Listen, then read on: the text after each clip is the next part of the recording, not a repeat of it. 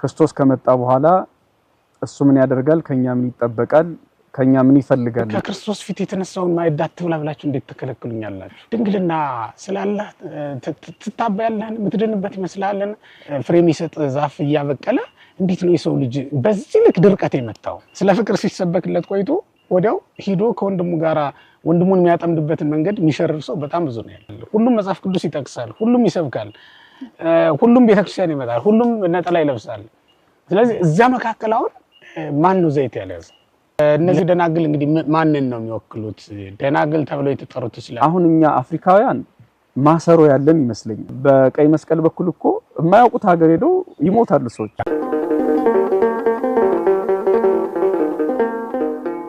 በስመ አብ ወወልድ ወመንፈስ ቅዱስ አሐዱ አምላክ በአብ ወልድ በመንፈስ ቅዱስ ስም እያመንና እየተማጸን የዕለቱን መርሐ ግብራችንን እንጀምራለን የተወደዳችሁና የተከበራችሁ የልዑል አምላክ የሕያው እግዚአብሔር ቤተሰቦች ምእመናን ወምእመናት በያላችሁበት እግዚአብሔር ሰላም ይድረሳችሁ እንደምሰነበታችሁ ልዑል አምላክ ኃያሉ የፍጥረት ባለቤት እግዚአብሔር በምህረቱ በቸርነቱ ስለጠበቀን እስከ ሰዓት ድረስ ስሙ ለዘላለም የተመሰገነ ይሁን እንግዲህ ዛሬ እንዳስለመድነው መተናል ሳምንታዊ መርሐ ግብራችንን ይዘን ጉባኤ ኤክሌሲያን ነው እየተመለከታችሁት ያላችሁት ዛሬ የምናነሳው የማቴዎስ ወንጌል ምዕራፍ 25 ከቁጥር 1 ጀምሮ ያለውን የመጽሐፍ ቅዱስ ክፍል ነው ስለ 10 ደናግል አምስቱ ጠባባት አምስቱ ደግሞ ሰነፎች ተብለው ስለሚጠሩ ደናግልና እነዚህ በቤተክርስቲያን ምን አይነት ትርጓሜ እንደሚሰጣቸው እሱን በተመለከተ ነው የምናወራው እንግዲህ ዛሬ ሳምንቱ ገብርኄር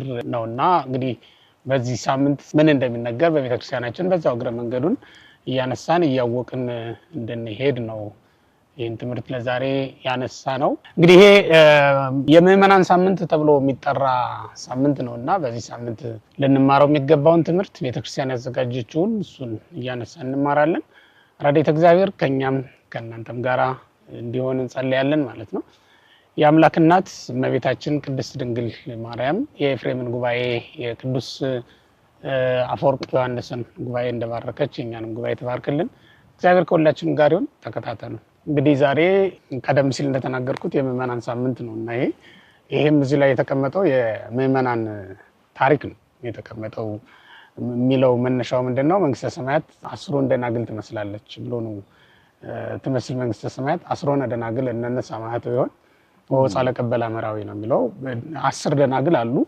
አምስቱ ሰነፎች ናቸው አምስቱ ደግሞ ልባሞች ናቸው ልባሞች መብራት ከማሰሮ በማሰሯቸው ዘይት ያዙ ናቸው ሰነፎቹ ደግሞ ማሰሮ አላቸው ግን ደግሞ ዘይት የሌላቸው ናቸው ተብሎ ነው የተነገረው ስለነዚህ ነው እንግዲህ ዛሬ ልናወራ የምንችለው ልንነጋገር የምንችለው እነዚህ ደናግል እንግዲህ ማንን ነው የሚወክሉት ደናግል ተብለው የተጠሩት ስለምንድን ነው እንግዲህ ሌላውን ደግሞ እየቀጠልን እናነሳለን የነሱ ታሪክ ሰፊ ነው ምስጢራዊም ነው እውነት ለመናገር ያው የመጨረሻውን ዘመን የሚያሳይ ስለሆነና ክርስቶስ በሚመጣበት ሰዓት ሊሆን ያለውን ነገር በነገራችን ላይ ይሄ ባለፈው ሳምንትም ያነሳ ነው የክርስቶስ በሚመጣ ጊዜ የሚደረገው ታሪክ በተክላላ ከዚህ ጋር አብሮ የሚያያዝ ነው እና ከምዕራፍ 24 ጀምሮ እስከ 26 እስከ 25 መጨረሻ ድረስ ያሉት በመጨረሻው ቀን ለፍርድ ሲመጣ እግዚአብሔር ሊያደርጋቸው ያላቸው ነገሮች ሊያሳዩ የሚችሉ ናቸው ከነዚያ መካከል ይሄም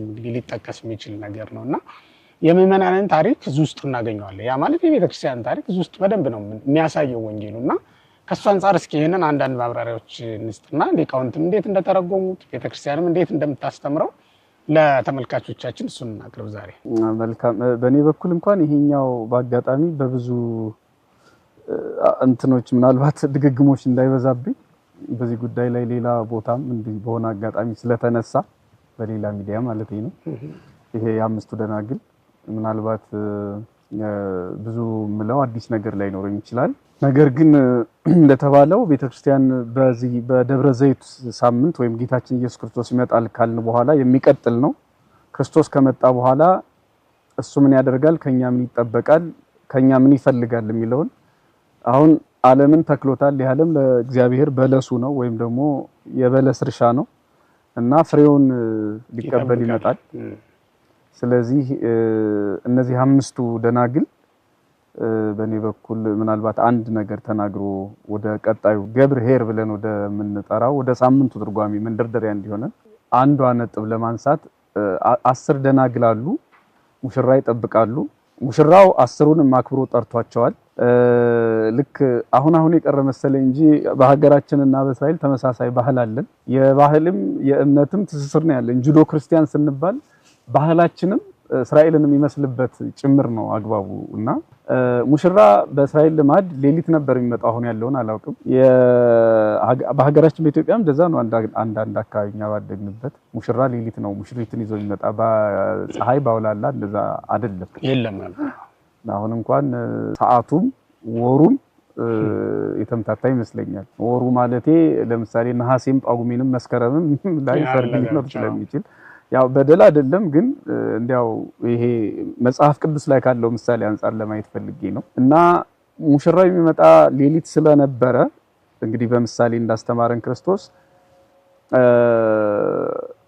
ሁሉም አንቀላፉ ነው የሚለው አይደለ? አስሩም ናቸው አንቀላፉ። ያው ግን ሲያንቀላፉ እነዚህ ልባሞቹ ማሰሮ ይዘዋል፣ ዘይትም ይዘዋል።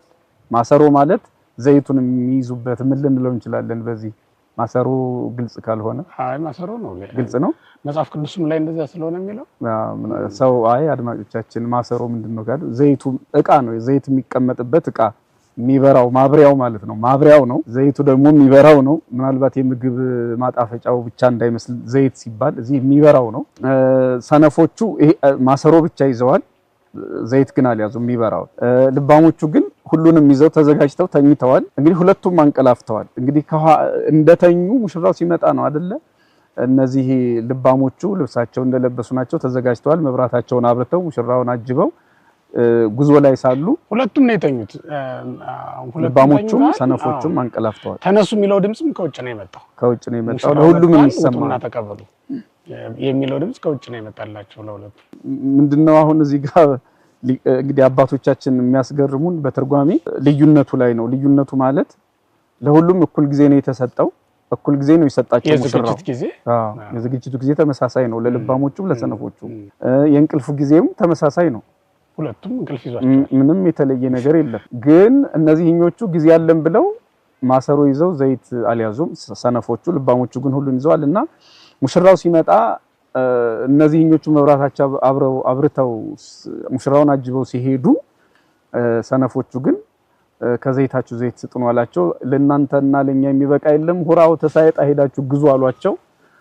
ሄዱ፣ አላገኙም። ተመልሰው ሲመጡ አንኳኩ። ያው አይጨክንብንም ብለው ስለለመዱት አማን ብለክን እያምረክን እውነት እላችኋለሁ አላውቃችሁም አላቸው ነው። እንግዲህ ይሄ ንባቡ ነው። ምስጢሩስ ምንድነው ያለ እንደሆነ ደግሞ እንግዲህ 10ሩም ደናግል ናቸው፣ ሰነፎቹም ደናግል ናቸው። ይሄ ወንዝ ዳር መቀመጡ ደስ ይላል፣ ግን የሚቀረጹት ትንኞቹ ናቸው።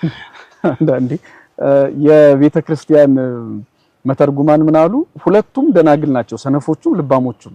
ድንግልና ብቻውን ድንግል መሆን ብቻውን የእግዚአብሔርን መንግስት እንደማያወርስ ማሳያ አድርገዋቸዋል። 10ሩ ልባሞች ሁለቱም አላቸው ማለት ዘይቱ ማሰሮ እንደ አንድ፣ ድንግልናው እንደ አንድ። በድንግልና ከሆነ ሁለቱም ድንግል ናቸው፣ ድንግልና አላፈረሱም። ነገር ግን ድንግል ሆነው ማሰሮም ኖሯቸው ማለት ሃይማኖት ኖሯቸው ዘይት የሌላቸው ሰዎች በፍጹም በምንም ተአምር ሙሽራው እንደማያውቃቸው። ይሄ ሙሽራ ማን ነው? መድኃኒታችን ኢየሱስ ክርስቶስ ነው። እንደሚታወቀው ዮሐንስ መጥምቅ ስለሱ ሲመሰክር በዮሐንስ ወንጌል ላይ ሙሽሪት ያለችው እሱ ሙሽራ ነው ብሎታል። ሙሽሪት ቤተክርስቲያን ናት፣ ሙሽራችን ደግሞ መድኃኒዓለም ኢየሱስ ክርስቶስ ነው። ስለዚህ ድንግል ናቸው፣ ሁለቱም ድንግል ናቸው። ለዚያም እኮ ነው በሴት ነው የተጠሩት፣ የወንድ ድንግልም አይደለም። እነዚህ ሴት ደናግል ናቸው።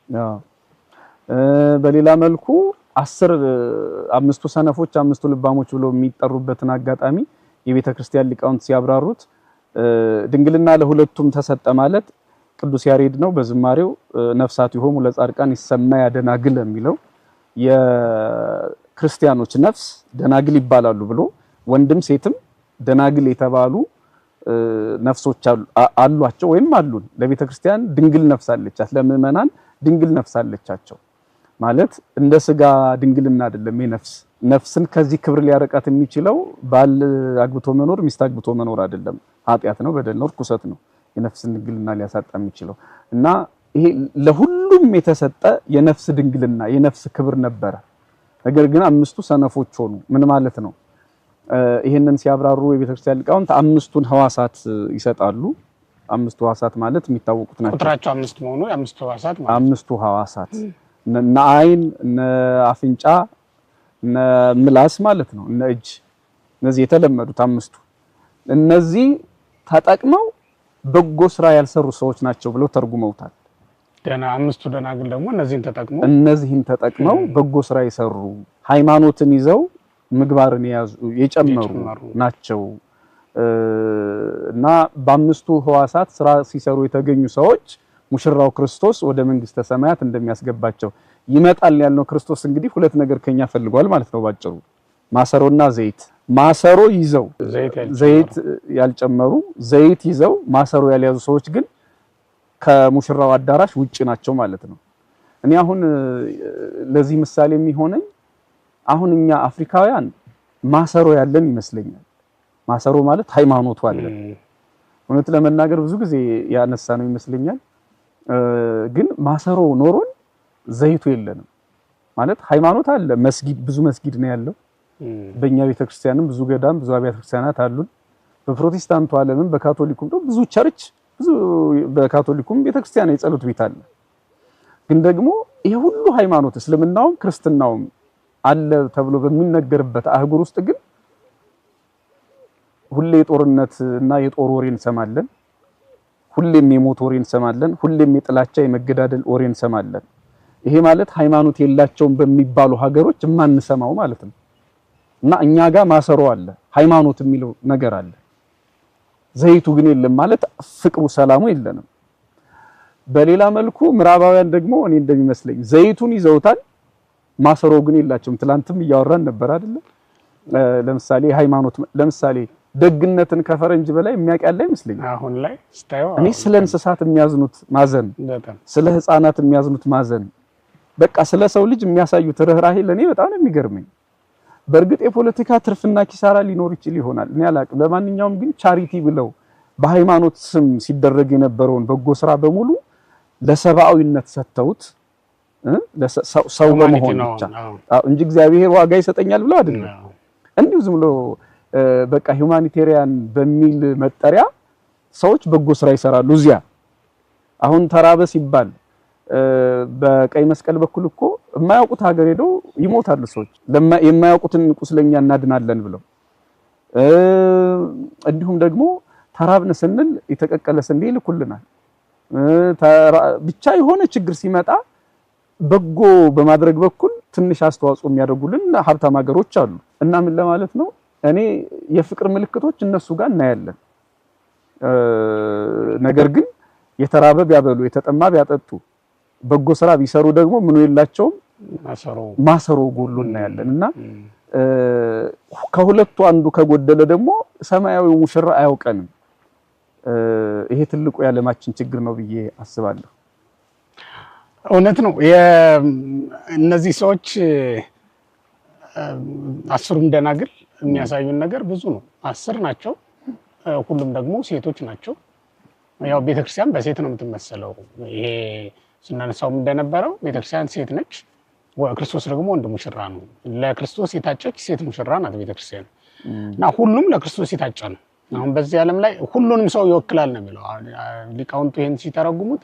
ይሄ ሁሉንም ፍጥረት የሚወክል ነው። 10 የተደረጉት ቅድም እንዳልከው አንተ የኃጢአትም ጽድቅም የሚሰራባቸው መንገዶች እነዚህ 5ቱ ናቸው። ሌላ ምንም ነገር የለም። ልጽደቅም ልኮነንም ማለት የሚቻለው በእነዚህ በሁለቱ በኩል ነው። ካላየህ፣ ካልሰማህ፣ ካላሸተትክ፣ ካልዳሰስክ፣ ካልቀመስክ በሌላ በኩል እኮ ምንም መግቢያ የለውም። ጽድቅም ሆነ ኃጢአት ማለት ነው። እንደዚያ ነው የሚሆነው። በዓይኖች እግዚአብሔርን አይተህ፣ በጆሮች ቃል እግዚአብሔር ሰምተህ፣ በአፍንጫ መዓዛ ቅዱሳንን መዓዛ ክርስቶስን አሽትተህ የህይወት መዓዛ አሽትተን እንዲሁም ደግሞ ጣዕመ ክርስቶስን ጣዕመ እግዚአብሔርን በመጻሕፍት በመምህራን በኩል ቀምሰን ካልሆነ በስተቀር ጽድቅንም በምንም ፈጽማት አንችልም። ኃጢአትም ልክ እንደዛው ነች። አዳምና ሔዋንም ኃጢአትን ሰሩ ብለን ስናስብ በመጀመሪያ የረከሱ እኮ እነዚህ ናቸው፣ 5ቱ ናቸው። በዓይኖቿ ዕፀ በለስን መመልከቷ፣ በጆሮቿ የዲያብሎስን ምክር መስማቷ፣ በእጇ ዕፀ በለስን መቁረጧ፣ በአፏ ደግሞ ቆርጣ መብላቷ እሱ ነበር አይደል ለርኩሰትም መነሻ የሆነው። በኋላም ካሳ የተፈጸመው በእንደዚህ አይነት መንገድ ነው። ክርስቶስ እነዚህን ለመቀደስ ወይም ለነዚህ ካሳ ለመክፈል አይደል በጆሮ ምክረ አይሁድን ሰማ፣ ወይም የአይሁድን ዘለፋ የአይሁድን ተግሳጽ ታግሶ ሰማ። በአፉ መራራ ሐሞት ቀመሰ፣ በዓይኖቹ ደግሞ ገዳዮቹን ተመለከተ ማለት ነውና እንደዚህ አርገን ስንመለከት ካሳ ከፍሎላቸዋል። እነዚህ ለአምስቱ ሕዋሳት እነዚህ ናቸው። እነዚህን የጠበቁ ናቸው ጠባባት ተብለው የተጠሩ እነዚህ ናቸው። እነዚህን መጠበቅ በዚህ ዓለም ላይ እውነትም ጥበብ ካልሆነ በስተቀር በመንፈሳዊ ጥበብ ካልሆነ በስተቀር እነዚህን መጠበቅ አይቻልም። ጠቢብ ያሰኛቸው እኮ እነዚህን ጠብቀው ማኖራቸው ነው። የነዚህን ንጽህና የነዚህን ድንግልና ጠብቀው ማኖራቸው ጠቢባን አሰኝቷቸዋል። ጠባባት ተብለውም ተቀርተውበታል ማለት ነው። እነዚያኞች ደግሞ እነዚህን ከቁም ነገር ያላስገቡ ድንግልናቸው ላይ ብቻ ትኩረት ያደረጉ የነበሩ ግን ድንግልናቸው ምንም ጥቅም ያላስገኝላቸው በእግዚአብሔር ዘንድ ዋጋ ሊያሰጣቸው ያልቻላቸው ሆነው እናያቸዋለን ማለት ነው። በኋላ ሲመጣ አማን ብለክን ከመያምረክን በእርግጥም አላውቃችሁም የሚላቸው። እንደውም ኦገስቲን ምን ብሎ ነው ይሄንን የሚተረጉመው? ሊገዙ ሄዱ ይላል። ሊገዙ ሄዱ ማለት ምን ማለት ነው? ከሰው ውዳሴ ከንቱ ፍለጋ ላይ ነበሩ ይላል። ከእግዚአብሔር የሚያገኙትን ጸጋ ላይ አይደለም ትኩረት ያደርጉ የነበረው። ምክንያቱም ዘይቱ የጸጋ እግዚአብሔር የረድኤት እግዚአብሔር ምሳሌ ነበረ። ከእግዚአብሔር ለምናገኘው ጸጋ ይሄ በዚህ ዓለም ስንኖር በክርስትናችን ለምናገኘው ጸጋ ማሳያ ምሳሌ ነበረ። እዛ ውስጥ ነው ሊቀመጥ የሚችለው። ብርሃኑ የሚወጣ ከዛ ነው። እንግዲህ ልብ በል ያ ክርስቲያኖች በህይወት ዘመናቸው ሊሰሩት የሚችሉት በጎ ስራ። ምክንያቱም በወንጌል እንዲህ ተብሎ ነው የተጠቀሰው በማቴዎስ ወንጌል ምዕራፍ 5 ላይ ቁጥር 12 ላይ ከማሁ ይብራ ብርሃንኩም በቅድመ ሰብእ አይደል? በሰው ፊት ብርሃናችሁ ይብራ ተብሎ ነው የተጠቀሰውና አሁን በሰው ፊት ብርሃናችሁ ይብራ የሚለው ብርሃኑ ከዘይቱ ነው የሚወጣው። ያንን ብርሃን ሰዎች አይገዙትም እኮ የሚገዙት ዘይቱን ነው አይደል? ከዛ ዘይት ግን እንትን ይወጣል፣ ብርሃን ይወጣል። ይሄ እግዚአብሔር ጥበብ ነው። እግዚአብሔር ጸጋውን በሰው ልጆች ላይ ያሳድራል። ከዛ ጸጋ የተነሳ ክብራቸው ይገለጣል እንጂ ማንም ሰው ክብሩን እንዲሁ ሊገልጥ አይፈልግም። ልግለጥ ቢልም አይችልም ማለት ነው። እሱን ነው የሚያሳየው ብለውታል ሊቃውንቱ። በእርግጥ ኢየሱስ ክርስቶስም መብራታችሁ የበራ ይሁን አይደል ነው ቅንውታ ይኩን ሀቁክሙ ወህቶ ማህተብክሙ መብራታችሁ የበራ ወገባችሁ የታጠቀ ሉቃስ 12 ላይ የተናገረው ማለት ነው። እንደዛ ይሁን ብሎ ነው ለምዕመናን ጸጋውን የሰጣቸው በእንደዚህ አይነት መንገድ ነው። ግን እነዚህ አልፈው ሄዱና ባሰሮን ብቻ ይዘው ሌላውን ከሰው ሲፈልጉ የኖሩ ናቸው። ውዳሴ ከንቱ ያጠቃቸው ይሰብካሉ እኮ ግን በከንቱ ውዳሴ ይቀርባቸዋል። ጥሩ መናኞች ናቸው ግን በከንቱ ውዳሴ ዲያብሎስ ያሰናክላቸዋል። ጥሩ ደቀ መዛሙርት ናቸው፣ ጥሩ መምህራን ናቸው፣ ጥሩ ቀዳሽ ናቸው። እንዲህ እያልን ስንሄድ ሁሉም በተሰማሩበት ስራ በጣም ውጤታሞች ናቸው። ያ ማለት ለቤተ እግዚአብሔር በጣም አስፈላጊ የሆኑ ሰዎች ማለት ነው። ግን መጨረሻው ምን ይሆናል ማለት ነው? በከንቱ ውዳሴ ሰይጣን እያባበለ የሚወስድባቸው የሚዘርፋቸው ናቸው። ይሄ ደግሞ ማለት መቆለፊያ እንደሌላት መርከብ መሆን ነው። ያቺ እቃዋ ሁሉ እየወደቀ እንደሚያልቅባት ማለት ነው። እየተነነ እየበነነ በባህር ውስጥ ገብቶ ያልቅባታል። ውሃ በላው የት ደረሰ ሲባል መጨረሻ ላይ ምንም የሌላት ትሆናለች ማለት ነው። ባዶ መርከብ የመሆን ዕድሏ ሰፊ ነው። ክርስቲያኖችም ድንግልና አላቸው ግን ደግሞ በዚያ ያ ድንግልና ሊያሰጥ የሚችለውን ዋጋ እንዲያሰጥ የሚያስችለውን ነገር ሳይዙ ቀሩ። እንደውም አንድ ሊቅ ምን ብሎ ነው ይህንን የተረጎመው? ድንግልና ስላለህ ትታበያለህን የምትድንበት ይመስልሃልን? ፍቅር ከሌለህ እኮ ይሄ ጥቅም የለውም እና ይሄ የምትሰራቸው በጎ ምጽዋትን ነው። እንደውም ዋና ዘይት የሚያደርጋት ምጽዋትን ነው። እሷ ከሌለች ድንግልናስ ቢኖርህ ምንድን ነው ጥቅሙ? ያ ለሰዎች የምታደርገው ርህራሄ የምታሳየው ፍቅር እሱን ማድረግ አለብህ። ክርስቶስ በመጣ ጊዜ ያደረገውን አትመለከት? ምህሮሙ ለሕዝብ። በእርግጥ ወንጌል ላይ ብዙ ጊዜ ተጽፏል። ይሄ ሕዝቡንም አይቶ አዘነላቸው፣ ራራላቸው ይላል። ለሚያምኑትም ለማያምኑትም፣ ለሚከተሉትም ለማይከተሉትም። ተመልከት፣ ያ 5000 ሰው እኮ በልቶ ወደ ቤቱ ነው የገባው። ለክርስቶስ ምንም ያደረገለት ነገር የለም። የተወሰኑ ሰዎች እንዲህ ተባብረው እንሹመው ብለው ተነስተው ነበረ፣ ግን አልተቀበላቸውም። እሱም ተነስቶ ነው ሄደው። ምክንያቱም ከዛ ቀን በኋላ እነሱም አያስቡትም፣ ረሱት እኮ በበነገው ሲመጡ ምንም ያሉት ነገር የለም እነሱ። ስለዚህ የሰው ደስታ ዕለታዊ ነው። እና በዛ ላይ አይደለም ዋናው ግን ክርስቶስ በመጣ ጊዜ ለሰዎች ያደረገውን ነገር ተመልከት ሰዎችን ወደ ማዳን አዘነበለ ሰዎችን ወደ መርዳት ተመልከት ብሎ ነው የሚናገረውና እንዲህ አይነት ቸርነቶች ርህራሄ ፍቅር ሰላም ውስጥ ላይ ከሌለ ድንግልና ይሄ ማለት ለድንግልና እስኪበቃ ሐዋሳቱን እኮ መጠበቅ ይችላል ይሄ ሰው ተመልከት ሐዋሳቱን መጠበቅ ይችላል ግን ርህራሄ የሚባል ፍቅር የሚባል ነገር በውስጡ የሌለበት ምግባርን ፍጹም የሚያደርገው ዋጋ እንዲያሰጥ ሊያደርገው የሚችለው እሱ ነበረ አንተ ግን ይሄን አላደረክም ብሎ ነው እየተናገረ ያለው የሚል ትርጉም ነው የሰጡትና እንደው ለተመልካቾቻችንም ማስገንዘብ የምንፈልገው ትልቁ ነገር አሁን በተለያየ መንገድ ክርስትና እንሰበከዋለን እንማራለን በጣም የሚገርመው እኮ ስለ ፍቅር ሲሰበክለት ቆይቶ ወዲያው ሂዶ ከወንድሙ ጋራ ወንድሙን የሚያጠምድበትን መንገድ የሚሸርር ሰው በጣም ብዙ ነው ያለው እንዴት ነው ማንለወጠው መሬቱ ውሃ ጠጥቶ ለምልሞ ፍሬ የሚሰጥ ዛፍ እያበቀለ እንዴት ነው የሰው ልጅ በዚህ ልክ ድርቀት የመጣው ቀደም እንኳን ያነሳው ነው ሃይማኖት አለን እንላለን ግን ደግሞ ከሃይማኖት ውጭ የሆኑ ሰዎች እንኳን የማያደርጉትን ነገር ሁሉ እናደርጋለን እኛ ሃይማኖት አለን ብለን ወደ መርዳት ተመልከት ብሎ ነው የሚናገረውና እንዲህ አይነት ቸርነቶች ርህራሄ ፍቅር ሰላም ውስጥ ላይ ከሌለ ድንግልና ይሄ ማለት ለድንግልና እስኪበቃ ሐዋሳቱን እኮ መጠበቅ ይችላል ይሄ ሰው ተመልከት ሐዋሳቱን መጠበቅ ይችላል ግን ርህራሄ የሚባል ፍቅር የሚባል ነገር በውስጡ የሌለበት ምግባርን ፍጹም የሚያደርገው ዋጋ እንዲያሰጥ ሊያደርገው የሚችለው እሱ ነበረ አንተ ግን ይሄን አላደረክም ብሎ ነው እየተናገረ ያለው የሚል ትርጉም ነው የሰጡትና እንደው ለተመልካቾቻችንም ማስገንዘብ የምንፈልገው ትልቁ ነገር አሁን በተለያየ መንገድ ክርስትና እንሰበከዋለን እንማራለን በጣም የሚገርመው እኮ ስለ ፍቅር ሲሰበክለት ቆይቶ ወዲያው ሂዶ ከወንድሙ ጋራ ወንድሙን የሚያጠምድበትን መንገድ የሚሸርር ሰው በጣም ብዙ ነው ያለው እንዴት ነው ማንለወጠው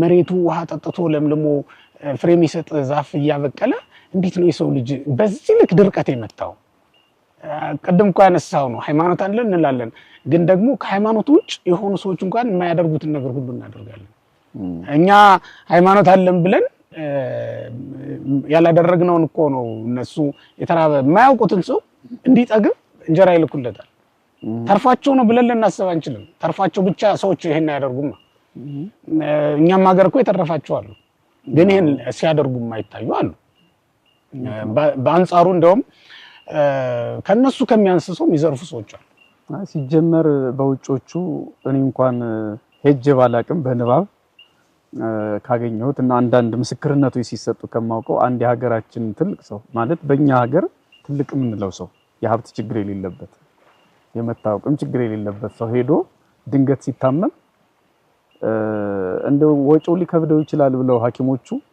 ማለት እዚያ የሚያውቁት ሰዎች ኢትዮጵያውያኑ ሊረዱት ሲፈልጉ ምን ሲል ሰማሁት አንድ ጥሩ በጎ አድራጊ ሰው እንደው ድንገት ታሞ የመታከም እድል የሚታከምበት ገንዘብ ቢጎልበት ብሎ ያስገባው ሰው አለ አያውቀውም ለማን እንደሚያወጣው ግን ድንገት የቸገረው ሰው ይመጣ ብሎ ያስቀመጠው ገንዘብ አለ በሱ ታከማሉ እና በዛ ታክም የመጣው ሲል ሰምቻለሁ ለማያውቁት ሰው የሆነ ነገር ብለው ሄደው ያስቀምጣሉ በጣም ነው የሚገርመው በጣም ይገርማል እንደው እውነት ለመናገር እኛ በጣም ብዙ የሚቀሩን ነገሮች አሉ በሃይማኖት ውስጥ እየኖርን እንኳን ማለት ነው በጣም ብዙ የሚቀሩን ነገሮች አሉ ከዘይት ከመያዝ አንፃር አሁን ማሰሩ ጋር አይደለም ችግሩ ማሰሩ ሁሉም አንጠልጥሏል ግን ዘይት አለው ደግሞ የሚገርም እኮ ያቺ ቁርጥ ቀን እስክትመጣ ድረስ ሁሉም አይታወቅም እሱ እኮ ነው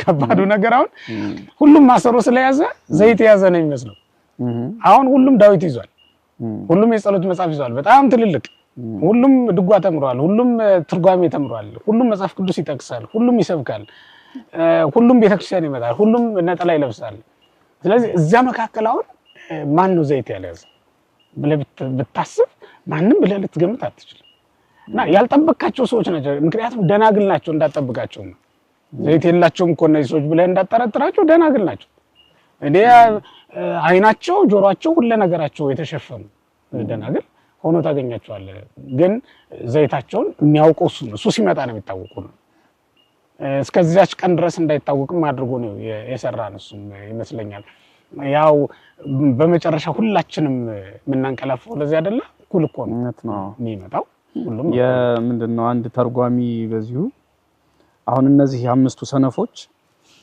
ጊዜ ያለን ብለው ነው አይደል ያንቀላፉት ዘይት ለመግዛት እና ምን ይላል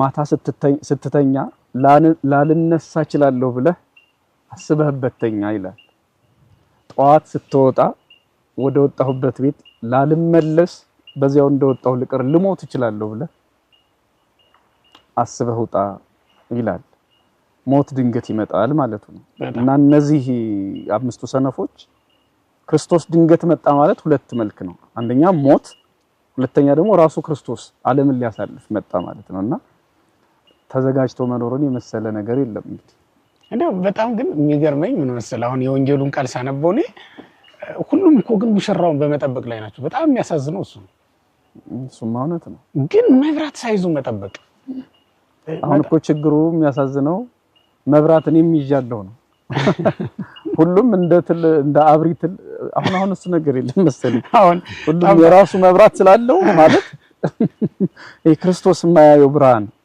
ለእግዚአብሔርም ለሰውም የማይታይ ብርሃን ማለት ለወንድም የማይታይ ብርሃን እኮ አለኝ ብሎ ነው የሚያስበው ሰው እንደው በጣም ነው እኔ የሚገርመኝ አሁን ሁላችንም እንጠብቃለን እኮ አሁን መቅደስ ውስጥ ገብተን እኮ ሥርዓተ አምልኮ የምንፈጽመው ክርስቶስን ጥበቃ ነው በሰንበት በሌሊት ገስግሰን መቅደስ የገባ ነው ክርስቶስን ጥበቃ ነው ቤተክርስቲያን በሌሊት ይመጣል ብላን ነው በሌሊት ቤተ መቅደስ የተገኘ ነው ለዛም ነው በሌሊት ማህሌት የቆም ነው ለዛም ነው በሌሊት መስዋዕት ይዘን የቆም ነው መቅደስ ውስጥ የተገኘ ነው ለዛም ነው በሰንበት ስጋውን ደሙን እየተቀበልን ተዘጋጅተን እየቆመን ያለነው ግን በጣም የሚገርመው ባዶ ማሰሮ ነው ያዘው ለካ ሳናውቀው እና ሙሽራው ሲመጣ መብራት አብረተን ለመቀበል የሚያስችል ቁመና ላይ አይደለም ያለን በጣም የሚያሳዝነው እሱ ነው የኔንም ህይወት ስመረምረው ወንጌሉም ላይ የተቀመጠው አሁን ይሄን ያክል ምን ጾመው ይሄን ያክል ምን ጸልየው ይሄን ያክል ምን ደግሞ አህዛብ እኮ የሉም ሲጀመር ይሄ ለአህዛብ የተጻፈ አይደለም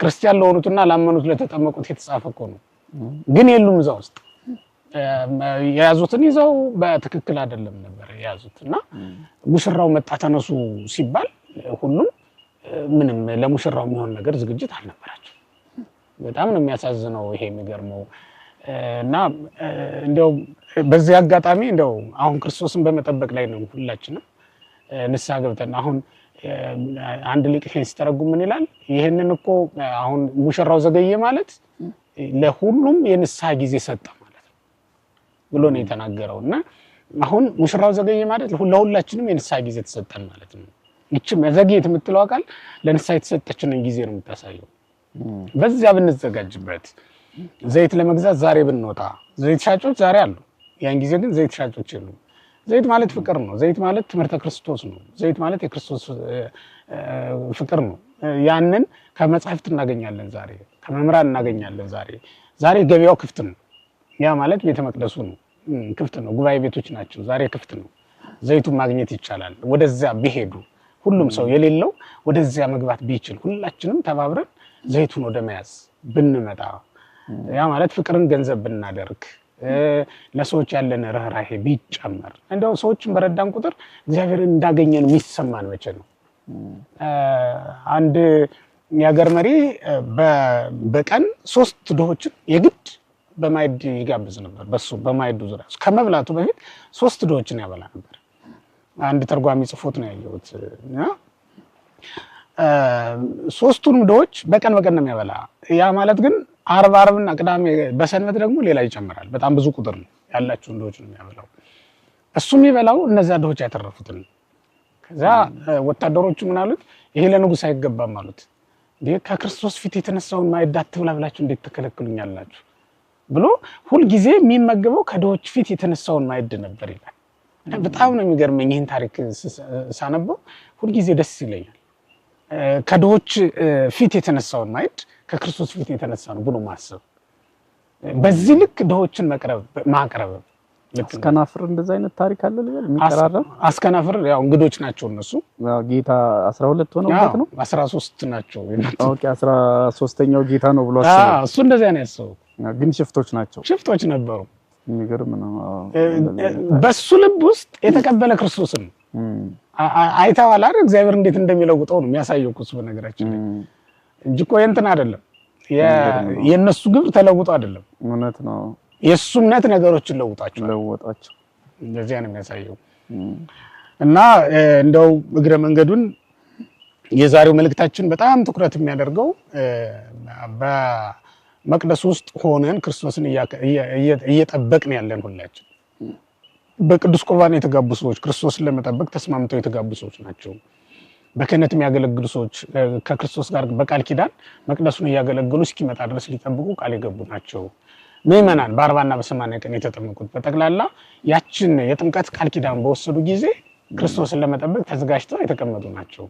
ግን ማሰሮውን ያዝን እንጂ ዘይቱ የሌለን በጣም ብዙዎች ስለሆን እንደው በዚሁ አጋጣሚ ዘይት እንዳረጋገጥ ያስፈልጋል። ዘይቱ ፍቅር ነው ያልናችሁ እንግዲህ ዘይቱ ርህራሄ ነው። ለሰዎች የምናደርገው የምናሳየው በጎ ነገር ነው ማለት ነው። እሱ መኖሩን ማረጋገጥ ያስፈልጋል ለማለት ነው። ያ ማለት ምንድነው? የምንፈጽማቸው ትእዛዛት ይኖራሉ። እንጾማለን፣ እንጸልያለን፣ አስራት በኩራትም ልናወጣ እንችላለን።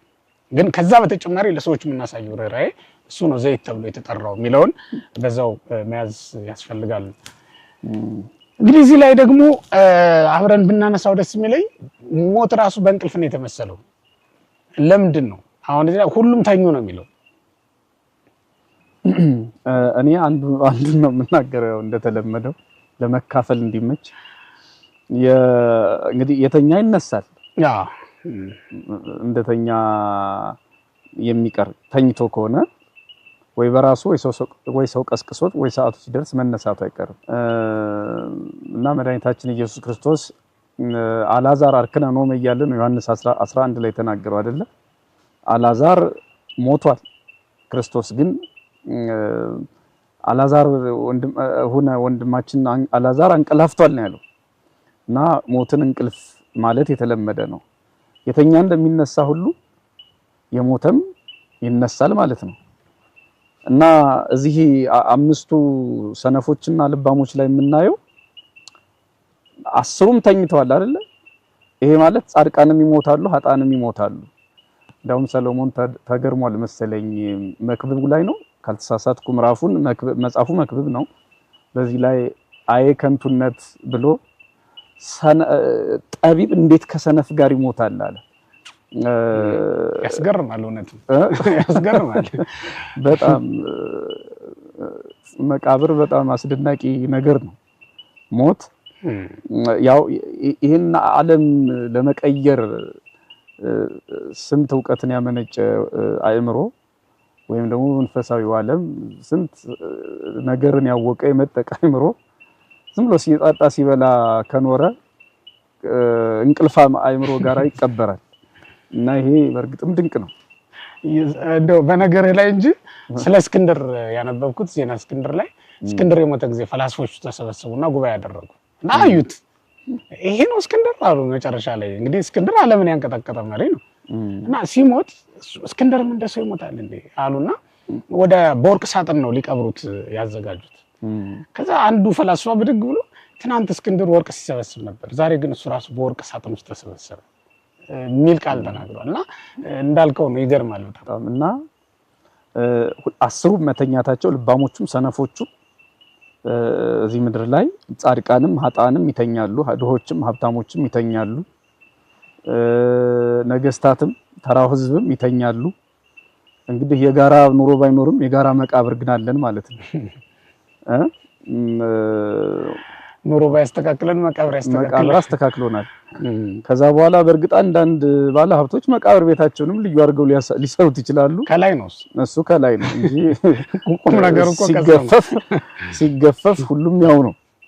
ስለዚህ የመጀመሪያው ይሄ እንቅልፍ መባሉ በሁሉም ያለ በሁሉም የሚኖር እንደ ጥላ የሚከተለን ነገር ነው። አብሮንም ያለ ነገር ነው። እና እንቅልፍ መባሉ አንደኛው ይሄ ለሁሉም የተሰጠ ሀብት ጸጋ፣ በሌላ መልኩ ደግሞ የአንቀላፋ ጊዜውን ጠብቆ እንደሚነሳ ሁሉ የሞተም ሰው ጊዜውን ጠብቆ ክርስቶስ ሲመጣ ያስነሳናል፣ ያነሳናል የሚለውን የሚያመለክት ቃል ነው። እነዚያ ድምጽ ሰምተው አይደል የተነሱት ልባሞችም ሰነፎችም። ተነሱ ሚል ዮሐንስ ምንድነው ዘፍጥረት 1:26 ላይ እንፍጠር የሚል ቃል ፈጥሮናል። ድምጽ ሰምተን ነው የተፈጠርነው። በእርግጥ ስለ ሰው ክብር ጭቃ ይዞ ታየ ይላል። ጭቃ ይዞ ታየ ማለት ምናልባት አንዳንድ አድማጮቻችን ሰው ከአራቱ ባህሪያት ተሰራ ሲባል ከዚያ አፈርታ አንስቶ ከዚሁ አምጥቶ ከዛ እሳት አምጥቶ እንደዚህ አብክቶ ሰራ ማለት እንዳልሆነ ግልጽ ነው። የእሳቱን ባህሪ አምጥቶ ሰራ ማለት ነው። ከእሳት ባህሪውን አምጥቶ ሰራ ነው። ከአፈር ባህሪውን አምጥቶ ሰራ ነው እንጂ እንደ ሸክላ ሰሪ መቼም ጭቃውን አምጥቶ አድቦልብሎ ሰራ ማለት አይደለም። ስለዚህ ስለ አዳም ክብር ስለ ሰው ልጅ ክብር ጭቃ ይዞ ታየ የሚለው የሰው ልጅ ክብር ለመግለጥ ነው ለማለት ፈልጌ ነውና እኛ የተፈጠርነው በእግዚአብሔር ቃል ነው። እንፍጠር የሚል ቃል ነው የፈጠረን። ስለዚህ ይህንን ዓለም ቃሉ ፈጠረው፣ ቃሉ ያሳልፈዋል። እንደገና በመቃብር ያሉትን ልክ አላዛር ላይ እንዳየ ነው። አላዛርን ሄዶ አላዛር ናውጣ አይደል ያለው? ለሙታን እኮ ድምጽ ነው ያሰማ፣ ቃል ነው የተናገረ። ይሄ ቃሉ እንደፈጠረን ሁሉ ከመቃብር የሚያስነሳናል ማለት ነው። ክርስቶስን አንበሳ ያሰኘውም እኮ እሱ ነው አይደለ? ጓላ አንበሳ ነው የሚለው ክርስቶስን። ያው አንበሳ በጣህሩ ነው ልጁን የሚያስነሳው፣ ይጮሃል። ያን ጊዜ ኃይል አግኝቶ ይነሳል ነው የሚለው። እኛም እግዚአብሔርን ቃል ሰምተን ኃይል አግኝተን ተነሳን፣ ሕያዋን ሆን። በኋላም በመጨረሻው ዘመን ልክ እንደዛው ቃሉን ሰምተን እንነሳለን ነው። እሱ እውነት ነው። ሊቃውንቱም እሱን ትርጉም ነው የሰጡት። የተለያዩ ሊቃውንት ትርጓሜዎችን እያየሁ ነበረ። እንቅልፍ የተባለው ያው ሁሉም ሰው እግዚአብሔር እንደሚያስነሳን ስለሚያውቅ እንደሚቀሰቅሰን ስለሚያውቅ እንቅልፍ ብሎ መስሎታል ነው። በተጨማሪም ግን የመጀመሪያው ሰው አዳም የተሸነፈው ለመጀመሪያ ጊዜ በእንቅልፍ ነው። ሔዋን ስትፈጠር በእንቅልፍ ነበረ የተሸነፈው፣ ተኝቶ ነበረ መጽሐፍ ቅዱስ እንደሚነግረን። ከዛ ሔዋን ስትፈጠር እንግዲህ እሱ ነቃ ማለት ነው። እንግዲህ ምናልባት ያ ነው በኋላ ላይ ሞት ተብሎም ስሙ ተሰይሞ እንደገና እውነተኛ ሞት ነው የመጣው እንጂ በዚያ ላይ አልፍ የነበረ ይመስላል። ምክንያቱም ከዕዳ በኋላ ደግሞ ሞት የሚመጣው ከዕዳ በፊት የነበረው ይሄ ነው የነበረው። አሁንም ከዕዳ በኋላ ዕዳ ከተሰረዘልን በኋላ እንቀላፋ ሁላችን በእንቅልፍ ነው የተመሰለው እንጂ ከዕዳ በኋላ ወይም በመርገም ምክንያት በተሰጠን ሞት እየተጠራ አይደለም። አሁን ላይ እንቅልፍ ተብሎ ነው የተጠራው ማለት ነው። ስለዚህ ክርስቶስ ሲመጣ አንቀላፍተን ሁላችንም እንቆያለን። በኋላ ላይ ግን ሁላችንም ደግሞ እንቀሰቀሳለን ማለት ነው። እንደሚቀሰቅሰን እርግጠኛ ስለሆነ እንቅልፍ ብሎ ጠርቶታል የሚለው ነው። እንደተባለው ሁሉም ሰው ይሞታል። ጠቢባንም ይሞታሉ። እንደ መልአክ ኖሮ እንደ ሰው የሚሞቱ ሰዎች አሉ። በጣም የሚገርመው በዚህ ዓለም ያልበሉ ያልጠጡ እንደነ ገብረ መንፈስ ቅዱስ ያሉ በዚህ ዓለም ላይ ስለ ክርስቶስ መከራን ሁሉ የተቀበሉ ግን በመጨረሻ እንደ ሰው የሚሞቱ አንተ ሙሳ ከመሰብት መውጡ አይደል የሚላቸው እንደ ሰው ትሞታላችሁ ተብሎ የተነገረላቸው ደግሞ አሉ። ያው ኃይል ነስቶ ለመነሳት የግድ ነው ማንቀላፋት። አሁን ዘኖ መሳይ ነቅህ ወይጤ አይደል የሚለው የተኛ ሰው ይነሳል። እንቅልፍ ነስቶ ማን ነው ጤና ገዝቶ ይነሳል ነው የሚለው። በእንቅልፍ ጊዜ ህማም አይሰማም አይደል? ሰው ታሞም ሊተኛ ይችላል፣ ግን በእንቅልፍ ያልፍልሃል ተኛ እንዲሉ እንቅልፍ ሁሉን ነገር ያስነሳልና ቅዱሳን በዚህ ዓለም ሲኖሩ መከረኞች ናቸው። በእንቅልፍ ግን ያ ማለት በሞት ሁሉን ይረሳላቸዋል ማለት ነው። እንደዛ ባለ መንገድ ነው የክርስቶስ በሚመጣበት ሰዓት የምንቀበለው የሚለው ነው። በኋላ እንግዲህ ውጡ የሚለው አዋጅስ በምንድን ነው ሊመሰል የሚችለው? ተነሱ ውጡ አላቸው ነው የሚለው። እንግዲህ እዚህ ላይ ጻው ለቀበለ መራዊ ሙሽራው መጥቷል ተነሱ ውጡ የተባሉት እሱን ቤተክርስቲያን ምን ብላ ታስተምረዋለች? እሱም እንግዲህ ሙሽራውን ከዚህ በፊት እንዳልነው ሙሽራው ክርስቶስ፣ ሙሽሪት ቤተክርስቲያን ማለት እኛ ነን። ስለዚህ ተነሱ ውጡ አንድም ከመቃብር ነው፣ ሁለተኛም ደግሞ ከዚህ ዓለም ወደ ከሰማይ ወደ ምድር የምትመጣ ዮሐንስ በራእይ 21 ላይ እሷ መንግስተ ሰማያት ለኛ ትሰጠናለች። ስለዚህ መንግስተ ሰማያትን ለመውረስ ክርስቶስን ለመቀበል ተዘጋጁ ማለት ነው ጥሪው እና ከሞት ቀስቅሶ ከሞት አስነስቶ እዚህ ምድር ላይ ያኖረን። ምድርን ለመውረስ ከሞት መነሳት ጥቅም ስለሌለው ምድርን ይወርሳሉ በምድር በሰሩት በጎ ስራ በምድር በአመኑት በጎ እምነት ነውና ከሞት አስነስቶ መንግስተ ሰማያትን እንደሚያወርሰን ጸጋውን ክብሩን እንደሚሰጠን አጭሩ ማብራሪያ ይሄ ነው በእኔ በኩል ያለው። አይ እሱ ነው እንግዲህ ይጠራቸዋል። በንፋተ ቀርን ወበቃለ ሊቀ መላእክት የሚልም አለ። ቅዱስ ጳውሎስ የሚያስተማረው ለተሰሎንቄ ሰዎች ስለ ምጽአት ሲያስተምራቸው ስለ ዳግም ምጽአት በመላእክት አለቃ ድምጽ ብሎ ነው ያስተማራቸው። እና ይሄ ድምጽ ከመላእክት አለቃ ድምጽ የምንሰማው አለን። ያም የመላእክት ምስጋና ነው ብለውታል አባቶቻችን። ቅዱስ ቅዱስ ቅዱስ እግዚአብሔር የሚለው አዋጅ ነው ብለውናል። ቅዱስ ያዕቆብ ዘስሩግ ይህንን ሲተረጉመው በቀዳሚ ንፋተ ቀርን ይትጋባ ኩሉ መለያሌ ነው የሚለው። በመጀመሪያው አዋጅ የተፈተነ የሥጋ ቅርፊት ሁሉ ይሰበሰባል አይደለም የሚለው የመጀመሪያው ቅዱስ ማለት ነው ቅዱስ እግዚአብሔር የሚለው። በሁለተኛው አዋጅ ደግሞ ይሰፋ የጽምት ምስለ ሥጋ ወደም ነው። በሁለተኛው አዋጅ እንደነበረ ይሆናል። ያ ማለት በዚህ ዓለም አሁን እንደሚታየው ምንም እንኳን የሚበሰብሰው የማይበሰብሰውን ለብሶ ቢሆንም የሚታየው ማለት ነው እንደዛ ባለም እንግዲህ ይሆናል። በሶስተኛው ግን ይነሳል ነው። ያ ማለት ቅዱስ እግዚአብሔር በሚለው በመጀመሪያው አዋጅ ይሰበሰባል። በሁለተኛው ቅዱስ ኃያል በሚለው ደግሞ እንደነበረ ይሆናል። በመጨረሻ ቅዱስ ሕያው ዘኢይመውት የሚለው ላይ ደግሞ ሁሉም ይነሳል የሚለው ነው። ይሄ መላእክት ምስጋና ዘያጠል ላይ ጽምተ የምንለው አጥንትን የሚያለመልም ብለን የምንናገረው ነው። ያንን ምክንያት አድርጎ ያንን ድምጽ አሰምቶ አምላካችን እግዚአብሔር ሁላችንንም ከመቃብር እንደሚቀሰቅሰን እንደሚያስነሳን ነው ሊያሳየን የፈለገው ማለት ነው። ሁሉንም ነው ደግሞ የሚገርመው ኃጥአንም ጻድቃንም ናቸው። ክርስቶስ የሚመጣው ዳግመ በስብሐት ይኮነን ሕያዋነ ሙታን አይደል የምንለው። ዳግመኛ ይመጣል ምን ለማድረግ በክብር ነው የሚመጣው። የጻድቃንንም ኃጥአንንም ነው የሚያስነሳው። በጻድቃንም በኃጥአን መካከል ይገኝና ምን ይላቸዋል? አሁን ቀጥሎ በሚመጣው ወንጌል ላይ የሚያሳየን በቀኝና በግራ አቁሞ የሚፈርድባቸውም አሉ የሚፈርድላቸውም ደግሞ አሉ ማለት ነው። ቤተክርስቲያን እንግዲህ በዚያ መካከል ለሰርግ የተጠራች ሴት ናት። እንደው በጣም ደስ የሚለው የመጨረሻው ቀን ጥሪያችን ለሰርግ የተጠራንበት ቀን ነው እና የሰርግ ቀን ነው። ያ ክርስቶስ የሚመጣበት ቀን በሰርግ ቀን ነው የተመሰለው። ለምን እንደ ሰርግ ያለ የደስታ ጊዜ ምን አለ? እንደ ሰርግ ቤት ያለስ ደስታ የተሞላ ቤት ምን አለ? እንደ መንግስተ ሰማያትስ ደስታ የማይቋረጥበት ቤት ምን አለ? እንደዚህ አይነት የደስታ ቦታ የለም። ከክርስቶስ ጋር እንደመኖርስ የሚያስደስት ምን አለ? ሙሽሪት ከሙሽራዋ ጋር እንደመኖር የሚያስደስታት ነገር አለ? ምንም የለም። ክርስቶስም ልክ እንደዛው ነው። ሁልጊዜ ለጻድቃን ደስታቸው በዚህ ምድር ሳሉ እሱን በማገልገል ይደሰታሉ። ምክንያቱም ወንጌል እንደሚለው በክርስቶስ ደስ ይበላችሁ በጌታ ደስ ይበላችሁ አይደል የሚለው ቅዱስ ጳውሎስ። በጌታ ደስ ይበላችሁ። በዚህ ዓለምም ደስታቸው ክርስቶስ ነው፣ በወዲያኛው ዓለምም ደስታቸው ክርስቶስ ነው። በዚህ ዓለም ክርስቶስን ቀምሰው ክርስቶስን ለብሰው ይኖራሉ። በወዲያኛው ዓለምም ጻድቃን እሱን ተጠግተው ከሱ ጋር አብረው ሆነው ይኖራሉ ለዘላለም። ይሄ ነው እንግዲህ ሰርግ ያሰኘው የሚለውን ነው የነገሩም። በመጨረሻም እንግዲህ ሰርግ መሆኑ ራሱ ሰርግ ተብሎ መጠራቱ የሚዋሃደን ቀን መሆኑ ከክርስቶስ ጋር ተዋህደን የምንኖርባት ቀን ከዚህ በኋላ የሚለየን ምንም ነገር የለም ማለት ነው። ወደ ሰርጉ ይዞን ነው የሚገባው ከዚህ በኋላና ለዚያች የሰርግ ቀን ነው ዝግጅታችንም። አሁን በዚህ ዓለም የምንኖረው ያቺ የሰርግ ቀን እስክትመጣ ድረስ ለመዘጋጀት ነው። ያ የሰርጉ ቀን ከመጣ በኋላ ነጭ ለብሶ ሙሽራውን መቀበል ነው እንጂ መዘጋጀት የለም። እና አሁን ላይ የዝግጅት ጊዜ ነው። የሰርጉ ቀን እስኪደርስ ድረስ ሁላችንም እየተዘጋጀን እንድንቆይ ነው የታዘዝነው ማለት ነው። በዚያ መንገድ ሊታይ ሊተረጎም የሚችል ነው ማለት ነው። ትክክል ነው። እንግዲህ ይሄ ነው በዛሬው ወንጌል ላይ ልናየው የምንችለው።